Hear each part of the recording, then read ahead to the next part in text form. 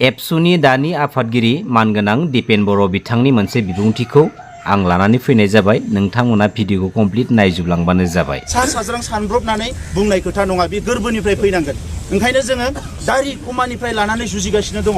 आङो मैया बुंदों आसामनि सासे मन्थ्रिखौ, जों दिनै जि सुक्तिखौ खालामगोन बे सुक्तिया जुदि आखरे आखरे पालन जायाबा आं नोंनि न' लांगोनायाव थांना सुइसाइड खालामहैगोन होननानै। এই তুই কি আপুনি শুনা নাই কেছেট বাজাৱাটো? প্ৰমোদ বৰাই কৈছে যে বিটিআৰ চুক্তিটো যদি আখৰে আখৰে পালন নকৰে তেতিয়াহ'লে কি আমি অসমৰ কোনোবা এজনৰ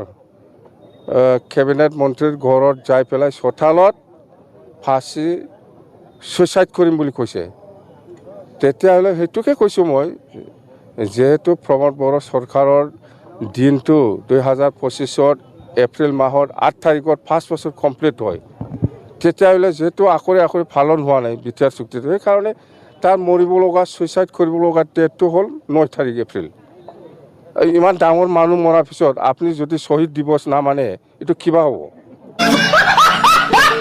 दिनै एग्रिमेन्टखौ मोनसे बिग्रायारि हानजाजों जुदि खालामनाय जायोब्ला बे बिग्रायारि हानजानि जाखिनि मोननांगौ मोनथायफोर, जाखिनि प्रब्लेम इस्युफोर दङ, बैफोर जेसेबांखिनि प्रब्लेम इस्युफोरखौ बे एग्रिमेन्ट, बे गोरोबथानि गेजेरजोंनो गासैखौ माने क्लियार खालामजोबना लाना फैनायनि गेजेरजों मोनसे एग्रिमेन्टखौ फिक्स एन्ड फाइनाल खालामनाय जायो। आरो बेनि उनावहाय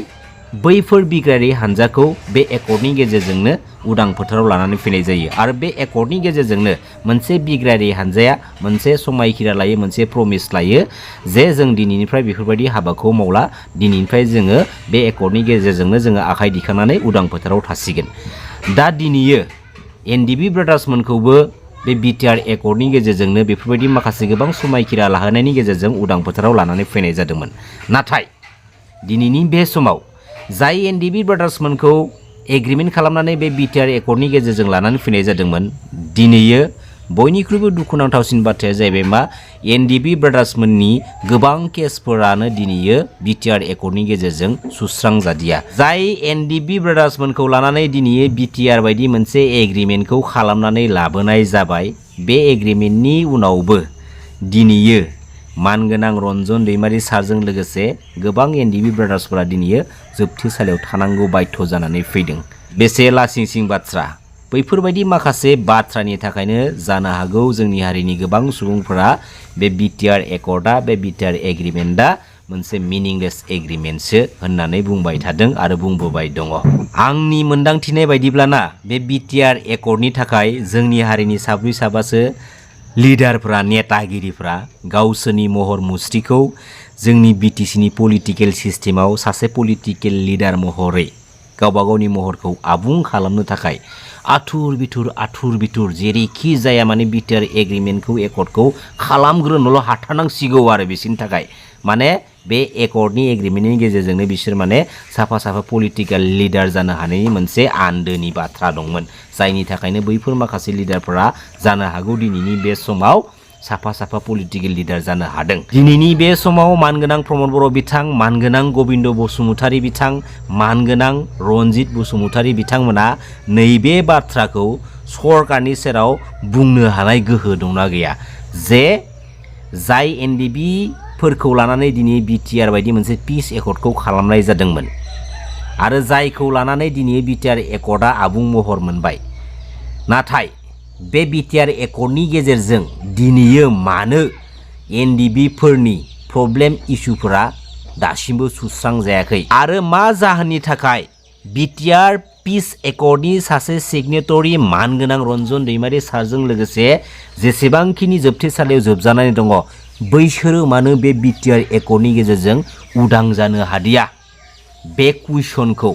सोंनो हागोन ना हाया, बुंनो हागोन ना हाया? दिनैनि बे समावसो जोंनि हारिनि माखासे लिडारगिरि, नेतागिरिफ्रा बे बाथ्राखौ बुंनो थाखाय सम मोन्दों, बुंनो थाखाय गोसोखांदों। बे बाथ्राया मा मिथिगौना रायजो राजा नोंथांमोन, जे मानगोनां रन्जन दैमारि सारजों लोगोसे जेसेबांखिनि एनडिबि ब्रादार्समोना जोबथेसालियाव जोबजानानै दङ, बैसोर गासैबो बे बिटिआर बड' पिस एकर्डनि गेजेरजों उदां जाजोबनांगौमोन। बे बाथ्राखौ बिटिआर एकर्ड खालामनायनि सिगाङावहाय मानो डिमान्ड खालामदिया आरो बिटिआर एकर्ड जाखांनायनि अखानायै मानो प्रटेस्ट डिमान्ड खालामदिया नाथाय दिनैसो 4 years कमप्लिट जाखांनायनि उनावसो बे बाथ्राखौ डिमान्ड खालामनाय बुंनाय जों नुथायखौ नुनो मोन्दों जाहोना मा बेनि आन्दोनि पलिटिकेल इशु गेमफोरा मा जों रायजो राजाफोरा जाम्बा दंबावो नामा हा जाम्बा दंबावो जाम्बा नंला बुहुमनि बर' फिसाफ्रा दा बे फंसे बाथ्राखौ दि मानगोनां प्रमद बर' बिथाङा बुंबाय थायो लाजिखांनायसो मोनो जों खोनासंग्राफ्रा बहाय सान्थि फैखो बहाय गोजोन फैखो हा दिनैयो दासिमबो बिटिआर एकर्डनि सासे सिगनेटरि जेरावनोखि एनडिएफबिनि फाउन्डार मानगोनां रन्जन दैमारि सारा बे बिटिआर एकर्डनि गेजेरजोंबो उदां जानो हादिया बिटिआर एकर्डआ दिनै फैयै फैयै 5 years कमप्लिट जानो थांगासिनो दङ नाय रायजो राजा नोंथांमोन नाथाय बे 5 years कमप्लिट जाहांनाय समावसो दिनै मानगोनां रन्जन दैमारिनि थाखाय माखासे जोंनि हारिनि लिडार नेतागिरिफोरा खुगा सिनानै माखासे बाथ्राफोरखौ ससियेल मिडियानि गेजेरजों बुंफैबाय थायो दा बैफोर माखासे बाथ्राफोरखौ जोङो जुदि मोजां नोजोर होनो थाङोब्ला गोबां माने पलिटिकेल लजिकेल इशु थानाय बायदिखौ जों माने नुहुरो आरोना दा जियानो जादोला पलिटिकेलानो जाथोंसै बा माबायानो जाथोंसै नंगौ बाथ्राखौ जिहेतु बुंदो बेनि थाखाय जोंबो माने गोजोननाय मोन्दों दिनैनि बे समाव दिनै बिएलटिआबो एनडिएफबिआबो आरो एबसुआबो दिनैयो मोनसेल' थांखिजों सोमावसारदोंमोन बेनो जाबाय आलादा रायजो सेपारेट स्टेट बड'लेण्डनि थाखाय नाथाय दिनै बिएलटिआ बिटिसि एकर्डनि गेजेरजों उदां फोथाराव फैबाय बिटिसिआव फार्स्ट टाइम गिबि खेबनि थाखाय पलिटिकेल गभर्नमेन्ट रुलिंखौ खालामनानै लाबोजेननो हाबाय आरो थिग बेफोरबायदिनो फैयै फैयै एनडिएफबि ब्रादार्समोनाबो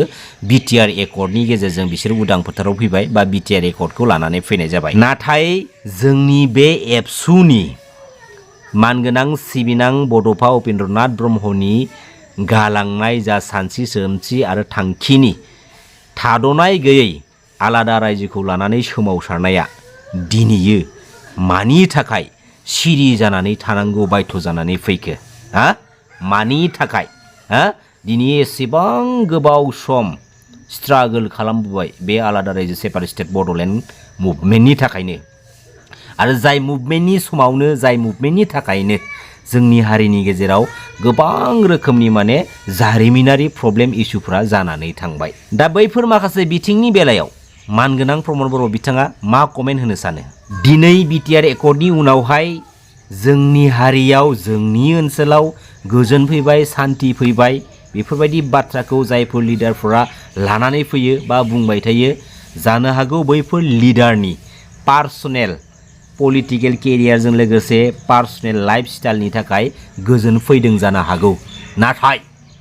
जोंनि बर' माहारिनि थाखाय दिनैसिमबो गोजोन गैया गोजोन फैयाखै आरो जोंनि बुहुमनि बर' फिसाफ्रा बर' माहारिया आलादा रायजो सेपारेट स्टेट बड'लेण्डखौ मोनागौ मानि जों मालाबाबो गोजोना बे बाथ्राया सिदा बाथ्रा थोंजों बाथ्राखा खुलुमबाय जै बर' हारिनि जै बर' बिमानि रन्जन दैमारी और छगराखी जिखिनि प्राक्तन एनडिएफबि सदस्य চুক্তিৰ পিছত শান্তি চুক্তি যেহেতু সম্পাদিত হ'ল ইয়াৰ পিছত তেওঁলোকক যেহেতু চুক্তিৰ আগতে কনভিক্ট কৰা হৈছিল বা যাৱজীৱন কাৰাদণ্ড হিচাপে এটা ৰায়দান দিয়া হৈছিল সেই ৰায়দানটো সুপ্ৰিম কোৰ্টত পুনৰ আৰ্জি বা আমি বেলৰ কাৰণে আমি আবেদন জনাইছিলোঁ একেলগে আমি সকলোৱে মিলি ঘৰৰ পৰিয়াল প্ৰাক্তন এনডিএফবি এবছু চুক্তি স্বাক্ষৰকাৰী দল সংগঠন যোৱা 18 তাৰিখে মহামান্য উচ্চতম ন্যায়ালয়ে এই যে বেলৰ যে আবেদন আছিল সেইটো কনচিডাৰ কৰা নাই তেওঁলোকে সেইটো পিছুৱাই দিছে পুনৰ আকৌ 2025ত ইয়াৰ কাৰণে শুনানি গ্ৰহণ কৰিম বুলি তেওঁলোকে কৈছে তো ইয়াৰ কাৰণে আমি আমাৰ দাবী আমাৰ আহ্বান আমি সদায় সেই কথাকে বাৰম্বাৰ কৰিছোঁ যে শান্তি চুক্তিৰ পিছত চুক্তিত যিসকলে স্বাক্ষৰ কৰিছিল স্বাক্ষৰকাৰী আৰু চুক্তিৰ সংগ্ৰামী দল সংগঠনৰ নেতৃবৃন্দ কেন্দ্ৰীয় কাৰাগাৰ গুৱাহাটীত যে তেওঁলোকে আবদ্ধ হৈ আছে তেওঁলোকক মুকলি আকাশত এৰিব লাগে আইনী প্ৰক্ৰিয়া জুডিচিয়েল মেটাৰ যি আছে এইটো সময় সাপেক্ষে ইয়াৰ এটা মানে সমাধানৰ সূত্ৰ চৰকাৰে ওলাব লাগে আৰু কেন্দ্ৰীয় চৰকাৰ ৰাজ্য চৰকাৰ গৃহমন্ত্ৰী ডাঙৰীয়াকো আমি কৈছোঁ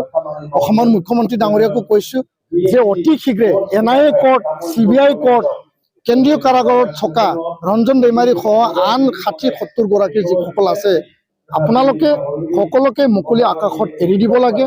যিহেতু আলফা শান্তি চুক্তি হ'ল তেওঁলোকৰ কোনো কেডাৰ এতিয়া জেলত নাই আদিবাসী আৰু সাঁওতাল চুক্তি হ'ল তেওঁলোকৰ কোনো কেডাৰ জেলত নাই আৰু লগতে ডিমাচা কাৰ্বি চুক্তি হ'ল তেওঁলোকৰ কোনো কেডাৰ জেলত নাই সেইকাৰণে শান্তি যিহেতু চুক্তি হ'ল শান্তি এতিয়া বিৰাজমান আৰু ইয়াৰ কাৰণে মই আহ্বান জনাইছোঁ কেন্দ্ৰীয় আৰু ৰাজ্য চৰকাৰক যে তেওঁলোকক মুকলি আকাশত এৰি দিব লাগে তেওঁলোকে ৰাষ্ট্ৰ আৰু দেশৰ কাৰণে বা ৰাজ্যৰ কাৰণে কোনো তেনেকুৱা বেআইনী কাৰ্যকলাপ তেওঁলোকে আৰু নকৰে কাৰণ চুক্তিত সকলোৱে আবদ্ধ হৈছে অস্ত্ৰ তেওঁলোকে অলৰেডি জমা দিলে এনেকুৱা হিংসাৰ যি এটা পন্থা আছিল সেইটো তেওঁলোকে অলৰেডি এৰিলে তো ইয়াৰ কাৰণে সেইটো চাই পেলাই চৰকাৰে চুক্তিৰ আধাৰত তেওঁলোকক এৰি দিয়াটো চৰকাৰৰ এটা দৃঢ় পদক্ষেপ বুলি মই ক'ব বিচাৰোঁ তেওঁলোকে ল'ব লাগে সেই দৃঢ় পদক্ষেপ ল'ব লাগে